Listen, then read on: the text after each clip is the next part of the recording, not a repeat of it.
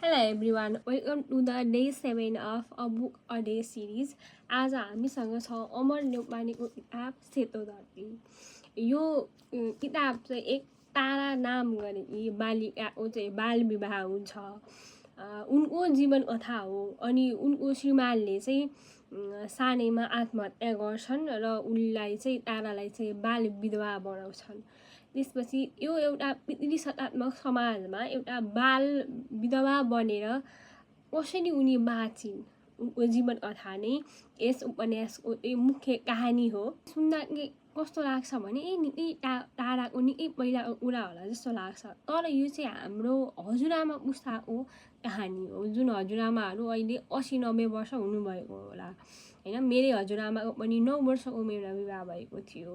त्यो समय कस्तो थियो भने रजस्वला नहुँदै छोरीको विवाह गरिदियो भने पुण्य प्राप्त हुन्छ, स्वर्ग गइन्छ भन्ने अन्धविश्वासमा रहेर चाहिँ यो त्यति बेला चाहिँ विवाह गरिदिन्थे, सानैमा विवाह गरिदिन्थे।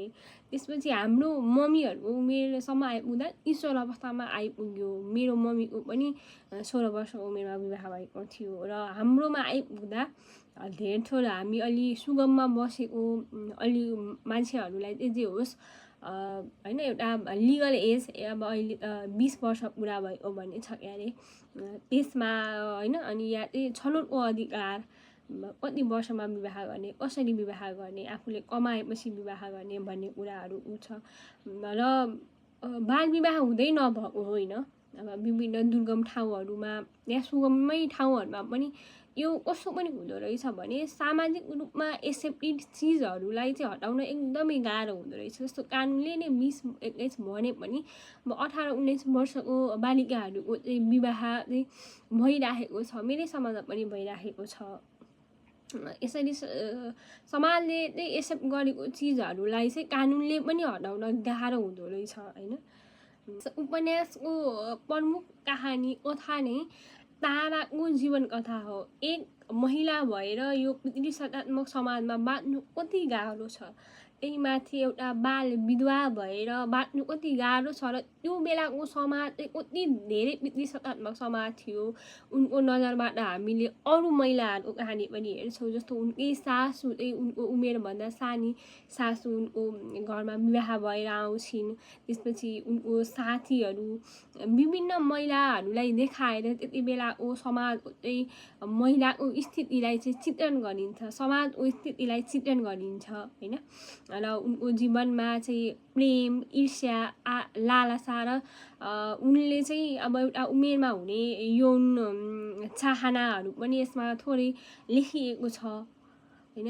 यो चाहिँ समग्रमा त्यति बेलाको समाजको चित्र हो, त्यति बेलाको महिलाको अवस्थाको चित्रण गर्छ। यो किताबको लेखनी चाहिँ एकदमै मिठो छ, एकदम त्यो पढ्दाखेरि चाहिँ आँखाभरि झलझली त्यो याद आउँछ, एउटा दृश्य बनेर आउँछ अनि एकदमै रुवाउने खाले लेखनी छ हैन। यो भविष्यको पुस्ताहरूका लागि, भविष्यका सन्ततिहरूका लागि पनि एउटा दस्तावेज, ऐतिहासिक दस्तावेजका रूपमा रहन्छ जस्तो लाग्छ मलाई। पितृसत्तात्मक समाजमा, नेपाली समाजमा चाहिँ कस्तो व्यवहार गरिन्थ्यो एउटा महिलालाई, यही माथि बाल विधवालाई भनेर चाहिँ यसले भविष्यमा पनि बुझ्न, हामी चाहिँ कुन समाजबाट आएका हौँ, हाम्रो इतिहास के हो बुझ्न यो किताबले पनि मद्दत गर्छ जस्तो लाग्छ। अझै हामी धेरै बदलिनु छ, धेरै पर आइसकेका छौँ त्यहाँबाट, तर अझै धेरै हामी बदलिनु छ, अझै धेरै समावेशी हुनु छ, अझै धेरै समतामूलक समाज बनाउनु छ। हामीले किताब पढ्नु होला, कस्तो लाग्यो मलाई पनि भन्नु होला है त। अब अर्कोचोटि भेटौँला।